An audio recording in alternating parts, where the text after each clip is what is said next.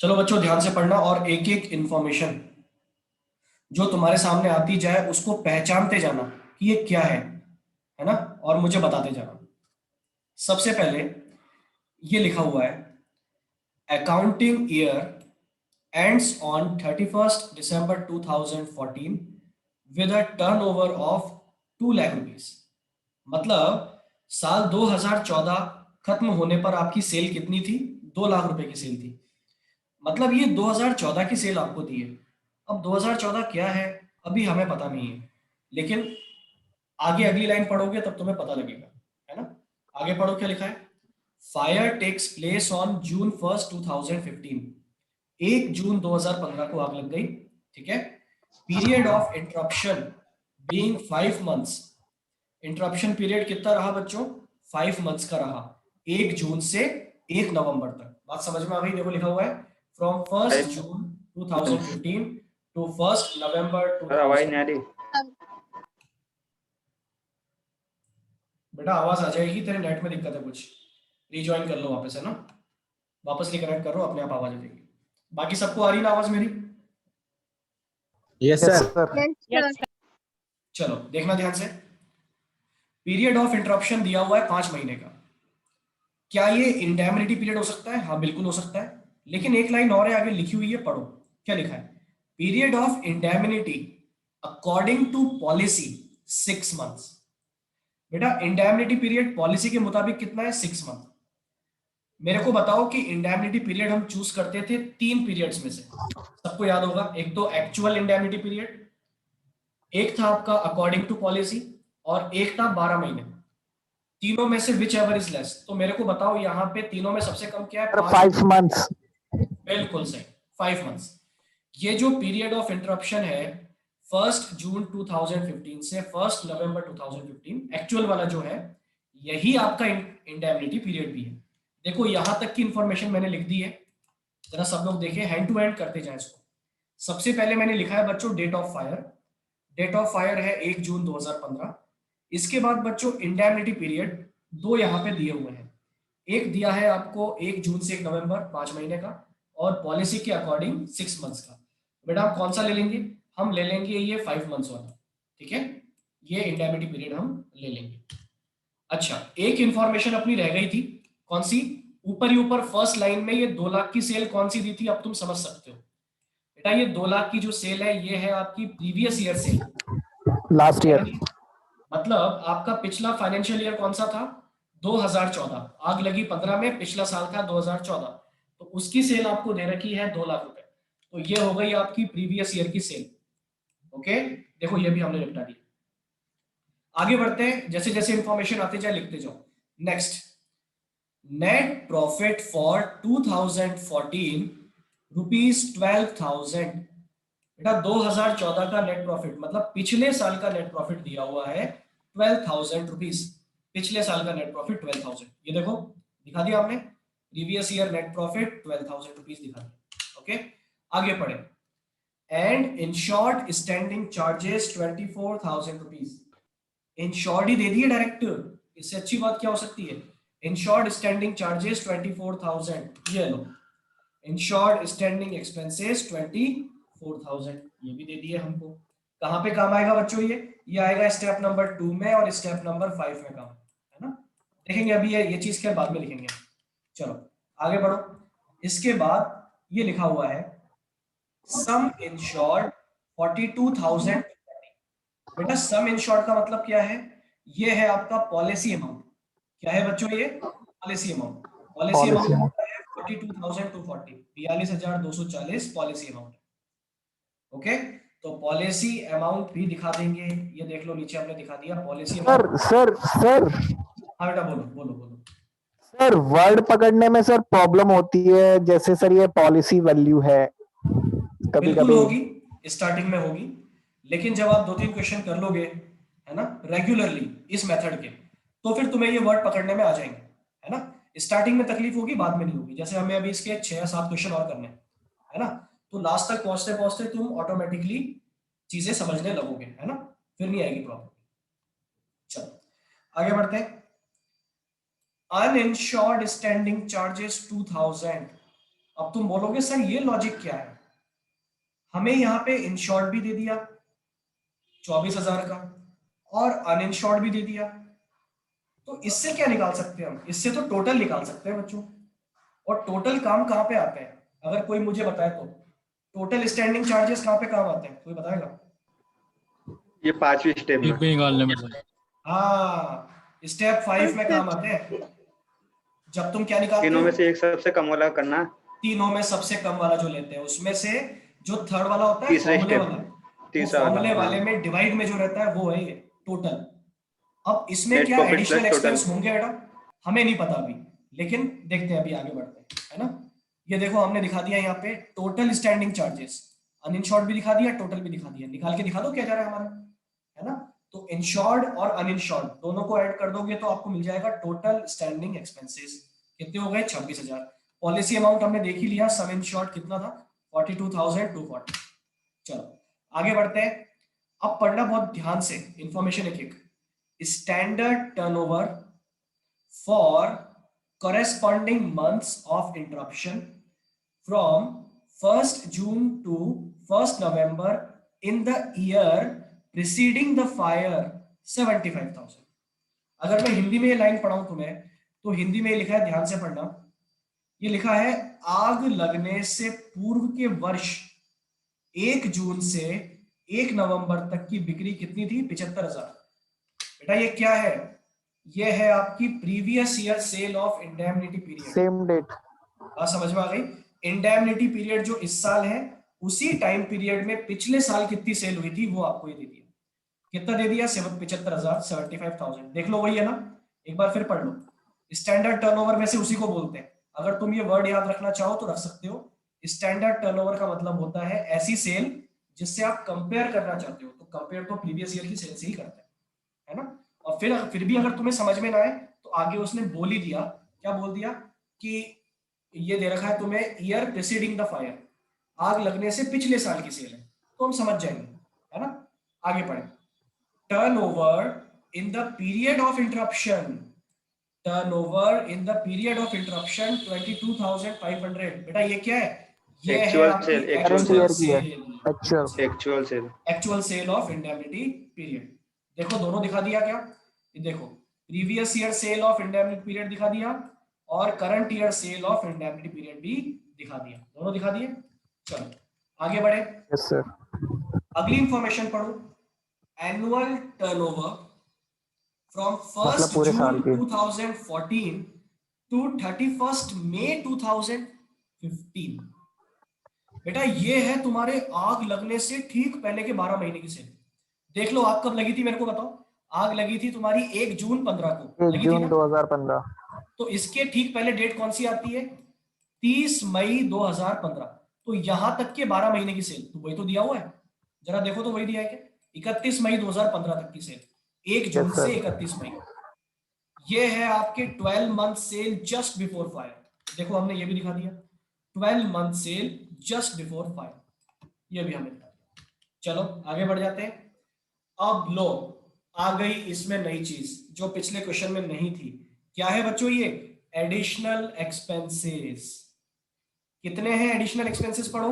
Additional expenses 4,000 with a saving of insured standing charges 1,500। ओहो, एक साथ दो इंफॉर्मेशन बड़ी काम की मिल गई। एक तो एडिशनल एक्सपेंस मिल गए 4,000 के, चलो ये दिखा देते हैं। ये देखो बच्चों, सबको स्क्रीन पे दिख गया एक्चुअल एडिशनल एक्सपेंसेस 4,000। कहां पे काम आएगा बच्चों? ये स्टेप नंबर 5 में। लेकिन एक चीज और मिली है हमें, saving in insured standing expenses. मुझे ये कौन बताएगा कहां पे आता है? सर ये 7th में आएगा। Sixth नंबर में, 6 में आएगा सर, 7th नहीं, 6th में आएगा। सिक्स्थ जब में आएगा। Total loss of Okay, profit निकालोगे, क्या निकालोगे? Total loss of profit. Total loss of. तो लॉस ऑफ प्रॉफिट जो स्टेप 3 से आएगा वो लिखोगे, स्टेप 5 से आया वो लिखोगे, और लेस कर दोगे saving in insured standing charges, तब जाके जो आएगा वो है आपका लॉस ऑफ प्रॉफिट टोटल जो आपको चाहिए। ओके चलो आगे बढ़ जाते हैं। अगली लाइन पढ़ो क्या लिखा है।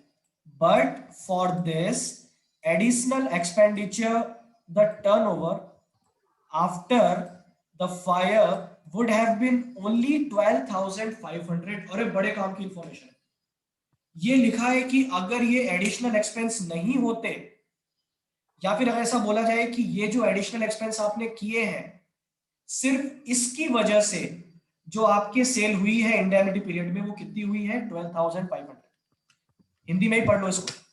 क्या लिखा है ये लिखा है बच्चों, इस अतिरिक्त व्यय के कारण आपके पश्चात बिक्री हुई है 12,500 की।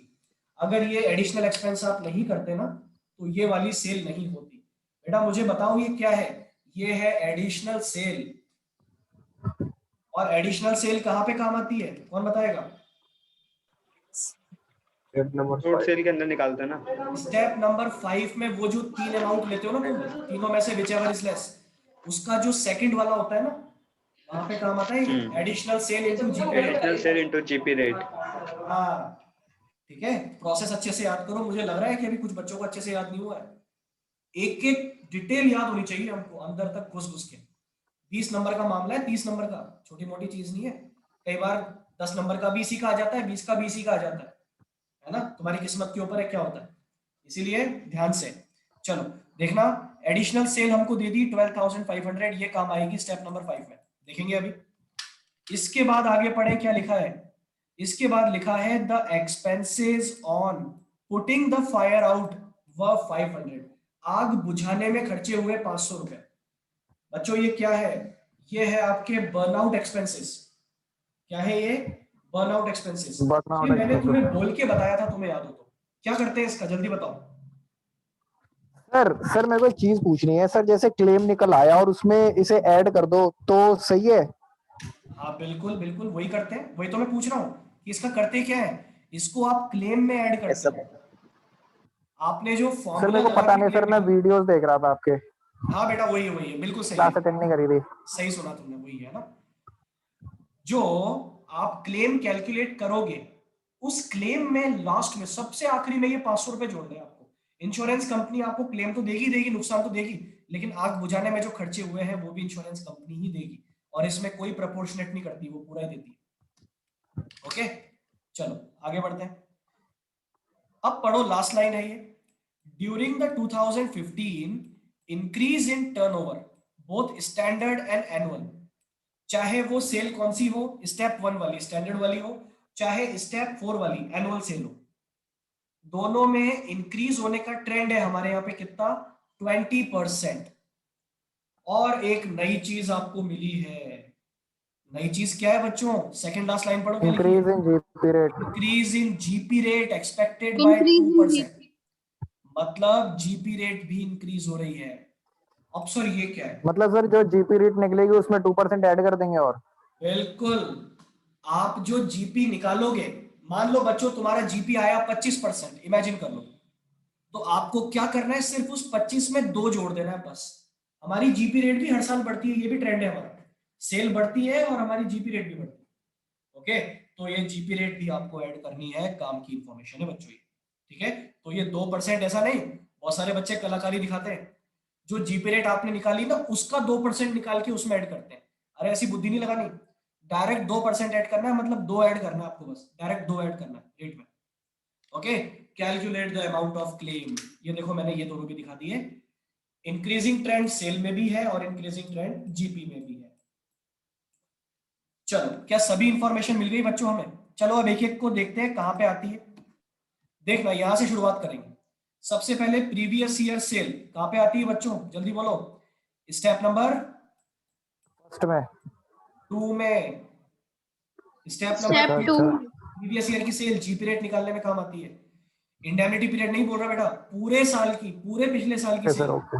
ठीक है, आगे बढ़े। प्रीवियस ईयर नेट प्रॉफिट कहां पे काम आता है? स्टेप नंबर 2 में। इंश्योर्ड स्टैंडिंग चार्जेस कहां काम आता है? स्टेप नंबर 2 में। सेकंड में। ये तीनों ही कहां काम आते हैं? जीपी रेट निकालने में। ओके, इन तीनों से तुम जीपी रेट निकालोगे और जो आएगा उसमें 2 और जोड़ दोगे। अनइंश्योर्ड स्टैंडिंग चार्जेस कहीं भी काम नहीं आता, लेकिन इसकी वजह से जो आपने टोटल निकाला है ना, ये काम आता है स्टेप नंबर 6 में।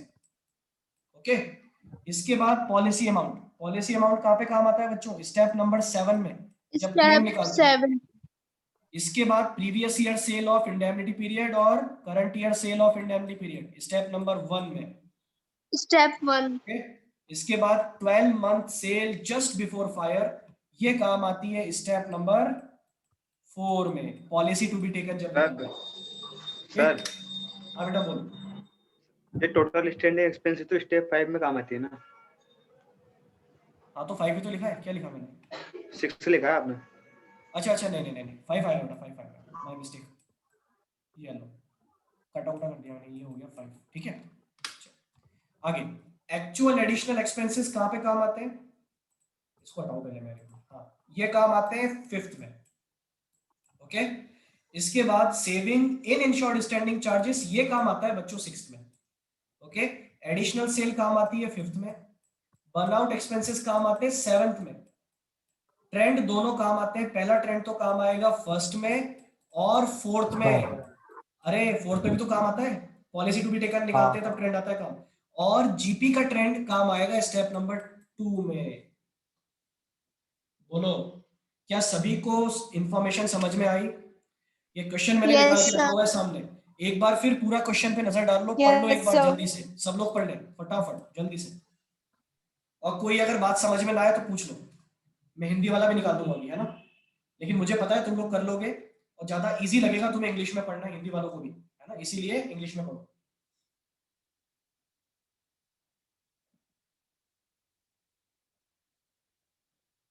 ट्वेंटी सेकेंड्स पढ़ लो सब लोग, फिर हम सॉल्यूशन पे आएंगे।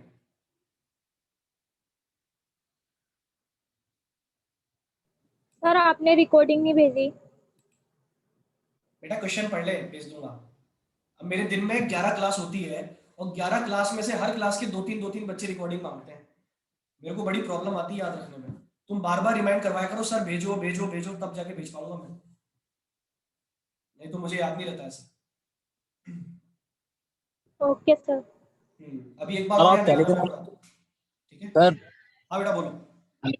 सर मैं कह रहा था सर आप टेलीग्राम पे ग्रुप बना लो सर, तो उसमें सर क्या है डेली की ना, उसमें आपका ना नेट भी कम खाएगा सर, है ना, आपको वीडियो सेंड करने में और सबके पास पहुंच भी जाएगी सर, वो किसी को मांगनी नहीं पड़ेगी रिकॉर्डिंग आपसे फिर उसकी, नहीं डेली एक्चुअली टू बेटा डेली मैं सुनो रिकॉर्डिंग। सुनो सुनो, मैं तुम्हें बताऊं एक बात बताऊं, एक्चुअली मैं रिकॉर्डिंग सबको इंडिविजुअली नहीं भेजता हूं, मैं ग्रुप में सेंड करता हूं, है ना, ऑफिशियल ग्रुप बना हाँ हुआ है सर वो क्या व्हाट्सएप पे, हाँ तो सबके पास चली जाती है, लेकिन आप लोग अभी क्या रजिस्टर्ड नहीं हो ना, इसीलिए मैं आपको सेपरेटली अच्छा सेंड करता हूँ, नोट्स भी और वीडियो भी दोनों, है ना, बाकी चला जाता है ग्रुप में, फिर सबके पास आ जाती है ना, जब आप फिर तो रजिस्टर्ड हो ठीक है सर, वो जाओगे मुझे अभी। याद था उससे मैंने आपको हाँ बोल हाँ दिया सर, हाँ, ठीक है कोई नहीं सर। बेटा कोई तो नहीं। रजिस्ट्रेशन का सर क्या रहेगा सर, उसका बता देते एक बार आप। बेटा रजिस्ट्रेशन का ये है कि ऑनलाइन क्लास हाँ की जो अपनी फीस है स्टेट्स की और अकाउंटेंसी दोनों की, वो हाँ है मिला करके 5,000 रुपीज, हाँ। जिसमें 500 रुपीज आपके फॉर्म के हैं और 4,500 रुपीज आपके अच्छा टोटल फीस है, जिसमें से 3,000 तो है अकाउंट की और 1,500 रुपए फीस है आपकी स्टैटिस्टिक्स की।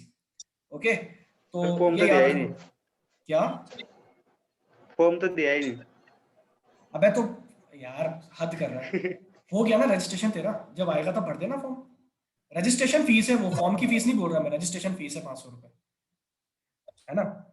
चलो चलो चलो ठीक है, क्वेश्चन पढ़ लिया सबने? बेटा आप लोगों के पास अभी 1-2 दिन और है ना, मतलब मैंने खुद ने अपनी तरफ से आपको 7 डेज दिए हैं, है ना, तो कोई इशू नहीं है, आप जी सर। आज कल और देख लो, जी फिर उसके बाद आप डिपॉजिट करवा दो। ठीक है सर, ठीक है। चलो हाँ जी, पढ़ लिया सब लोगों ने? सॉल्यूशन पे आ जाए, बोलो आ यस जाए। सर, पढ़ लिया। चलो ठीक है, सॉल्यूशन पे आते हैं। Yes sir. सॉल्यूशन, सबसे पहले step number 1, calculation of short cell. बेटा प्रीवियस ईयर की इंडेमनिटी पीरियड की सेल कितनी थी? 75,000। ओके, इसमें ऐड करेंगे सर इंक्रीजिंग ट्रेंड। हाँ बोल जल्दी बोल जल्दी बोल, क्या कह रहा है? हम होमवर्क में कर लेंगे इसको, तो आप अगला करा दो। अगला कहाँ से करा दो, अगला तो बनाना गया। पड़ता है, इसी में 1 घंटा लग ये गया, पूरा 1.5 हो ही गया घंटा। सर वैसे भी, नहीं नहीं नहीं नहीं नहीं नहीं, यही करना पड़ेगा। समझाता तो अभी। अरे नालायक, एक दिन में एक क्वेश्चन हो पाएगा, ये तेरे को दिख रहा है ना इतना मजा आ रहा है देखने में हलवा, इसको बनाने में मेहनत लगती है बहुत। हाँ सर सिंपल लग रहा है मेरे को तो। सिंपल लग रहा है। चल चल चल, ध्यान दो देखो, सबसे पहले previous year sale of indemnity period, सबसे पहले ये लिखा जाता है ना, इसमें ऐड करेंगे बच्चों इंक्रीजिंग ट्रेंड, लास्ट में दिया हुआ था 20%, और याद रखें ये सेल का ही निकालते हैं 20%, तो 75,000 का 20% आपने निकाला, कितना आ गया? 15,000।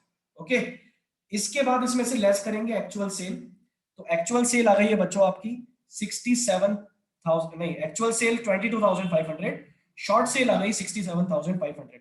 लॉजिक इसका यही है अगर मैं बताऊं तो, कि ये है वो सेल जो होनी चाहिए थी इस साल, 90,000 की सेल होनी चाहिए थी, लेकिन हुई कितनी एक्चुअल में 22,500 की। तो सेल में कमी कितनी आ गई, आग लगने की वजह से, आग लगने की वजह से सेल में कमी आ गई 67,500। लेकिन हमें ये नहीं चाहिए, हमें चाहिए प्रॉफिट में कितनी कमी आई। तो उसके लिए पहले आपको निकालना होगा जीपी रेट। तो जीपी रेट निकाले बच्चों, फॉर्मूला होता है net profit plus insured standing charges. Net profit हमें दिया हुआ था 12,000, इंश्योर्ड स्टैंडिंग चार्जेस दिए हुए थे 24, क्वेश्चन में ही गिवन थे, और प्रीवियस ईयर की सेल तो पहली लाइन में दिया हुआ था आपको, फर्स्ट लाइन ही यही थी 2 लाख। 2 लाख रुपीस। और जब आपने इससे रेट निकाली तो बच्चों ये आया आंसर 18%। लेकिन हमें पता है कि जीपी की रेट बढ़ने का ट्रेंड है हमारे यहाँ पे 2%, तो ये 2% इसमें जोड़ दोगे और ये आ गया 20%।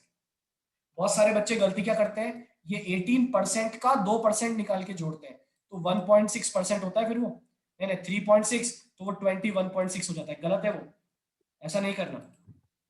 ठीक है, आपको दो डायरेक्ट जोड़ना है, यहाँ पे डायरेक्टली 2% ऐड करना है। तो ये हो गया बच्चों 20% जीपी रेट। अगली स्टेप वेरी वेरी सिंपल, यहाँ पे आप क्या करोगे, दोनों को आपस में मल्टीप्लाई कर दोगे।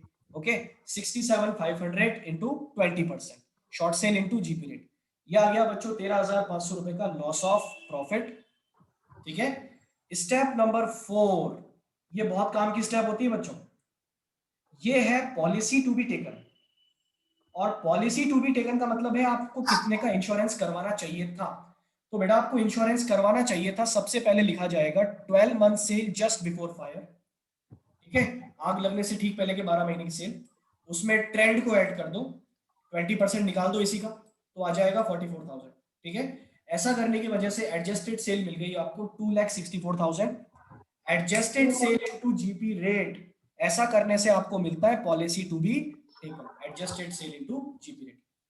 कितना का इंश्योरेंस करवाना चाहिए था, 52,800 का इंश्योरेंस करवाना चाहिए था। और एक बात तुम्हें बच्चों यही समझ में आ जानी चाहिए, इंश्योरेंस करवाना चाहिए था 52,800 का, लेकिन आपने करवाया कितने का है मैं तुम्हें दिखा देता हूं।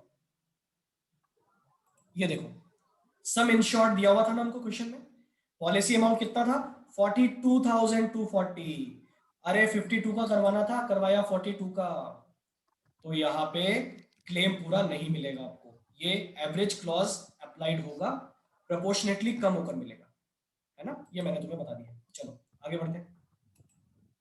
अरे रे, तो ये आ गया हमारा पॉलिसी टू बी टेकन 52,800। अब आते हैं बच्चों स्टेप नंबर 5 पे। स्टेप नंबर 5 में देखो बच्चों, एक क्लेम तो आप निकाल चुके हो भाई, लॉस ऑफ प्रॉफिट के लिए कितना मांगोगे आप इंश्योरेंस कंपनी से, वो आपने निकाल दिया भाई, लॉस ऑफ प्रॉफिट के लिए मैं इतना मांगूंगा। अब आपको निकालना है कि एडिशनल एक्सपेंसेस के लिए कितना मांगे। तो इसके लिए आप सबसे पहले 3 अमाउंट लिखोगे, और तीनों में से जो सबसे कम आएगा वही आपका होगा claim for additional working expenses. लेकिन ये 3 अमाउंट कौन से होते हैं, ये सबको याद रखने हैं, भूलने वाली स्टेप है, भूलना नहीं है बिल्कुल इसको। सबसे पहला होता है एक्चुअल एडिशनल एक्सपेंसेस, कि भाई आपके इंटरप्शन पीरियड में, इंडेमनिटी पीरियड में वाकई में एक्सपेंसेस हुए कितने, एडिशनल एक्सपेंस। तो बच्चों वो हुए हैं 4,000 रुपीज। कितने हुए, 4,000। दूसरा, additional sale into GP rate. Additional sale कौन सी होती है, ये सबको याद रखना है बेटा, ये वो सेल है जो इन एक्सपेंसेस की वजह से हुई है। अगर आप ये एक्सपेंसेस ना करते तो ये वाली सेल नहीं होती। ओके, तो एडिशनल एक्सपेंसेस करने की वजह से जो सेल हुई है उसको बोलते हैं एडिशनल सेल। ओके, तो ये एडिशनल सेल है 12,500। अब मैं तुम्हें एक ज्ञान की बात बताऊं, सुनो। कई बार क्वेश्चन में, जैसे यहां तो चलो हमें दिया हुआ है कि इन खर्चों की वजह से सेल कितनी हुई है 12,500, यहां तो दे रखा है, लेकिन कई बार क्वेश्चन में आपको ये सेल दी हुई नहीं होती, लेकिन स्टिल आपको क्लेम तो निकालना है। तो फिर बच्चों पता है क्या माना जाएगा, तो फिर ये माना जाएगा कि आपके इंडेमनिटी पीरियड की जो सेल है ना, एक्चुअल सेल इंडेमनिटी पीरियड की, वो पूरी सेल ही किसकी वजह से हुई है, एडिशनल की वजह से। बात समझ में आ गई। तो actual sale of indemnity period यहां पूरा ले लोगे तुम लोग, अगर ये नहीं दे अलग से तो। क्या मेरी बात सबको समझ में आई, यस और नो? एक बार रिपीट कर Yes, दो। sir. एक बार फिर सुन लो। स्टेप नंबर 1 में जो Yes, आप sir. Actual sale of indemnity period काम में लेते हो, इंडेमनिटी पीरियड में सेल कितनी हुई जो आप काम में लेते हो, अगर क्वेश्चन में कोई इंफॉर्मेशन ना हो कि एडिशनल सेल कितनी है, अगर ये नहीं बताया हो, तो एक्चुअल सेल ही आप यहां पे ले लोगे इस स्टेप में, ये बोल रहा हूं। Okay, yes sir. तीसरा, और तीसरा अमाउंट है काम का, क्योंकि इसमें लगता है फॉर्मूला। और बच्चों फॉर्मूला क्या होता है?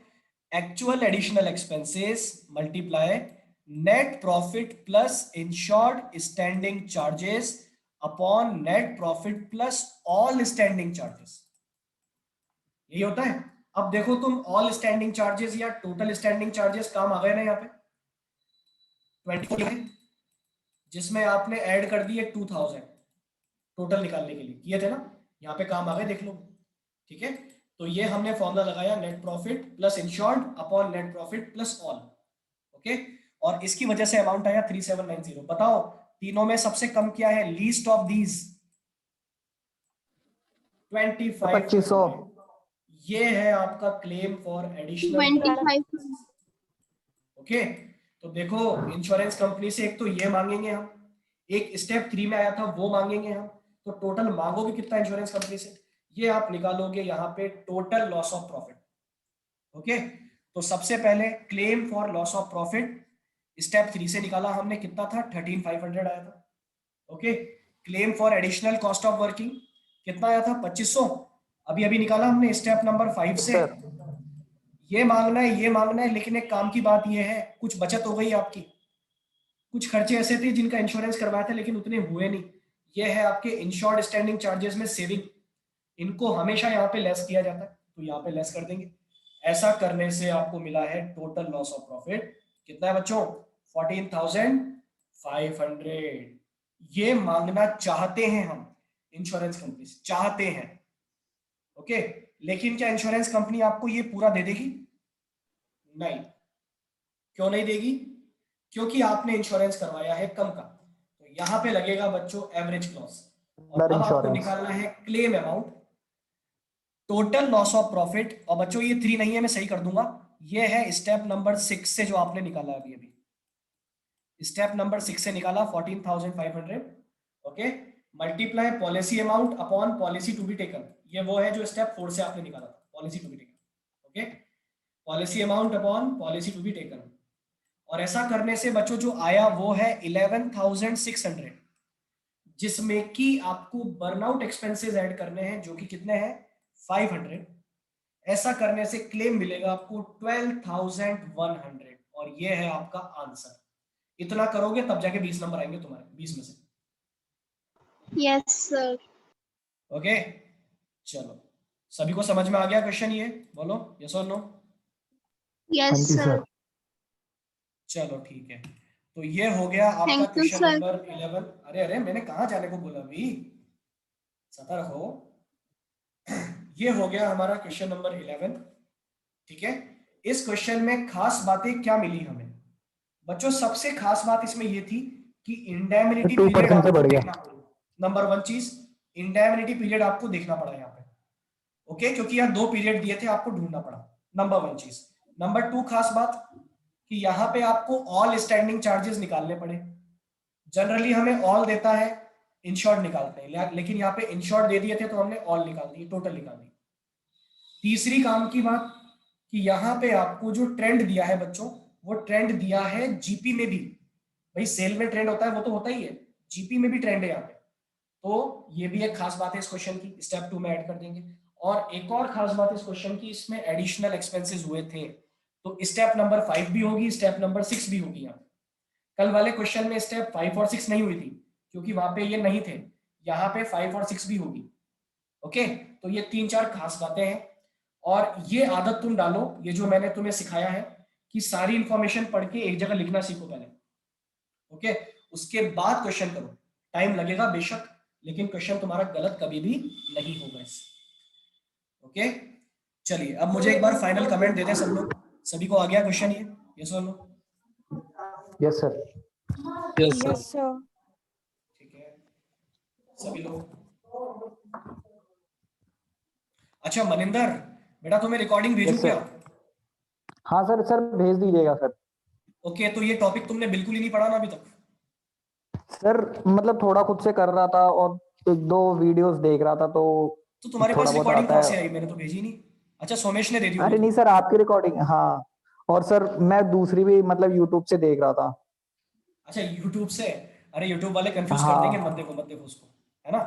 एक मेथड से स्टिक करो, हाँ सर। क्योंकि हर यूनिवर्सिटी में देखो हो सकता सर है मैं कि आपको मेथड्स में कांटेक्ट नहीं फर्क कर हो। पाया था सर।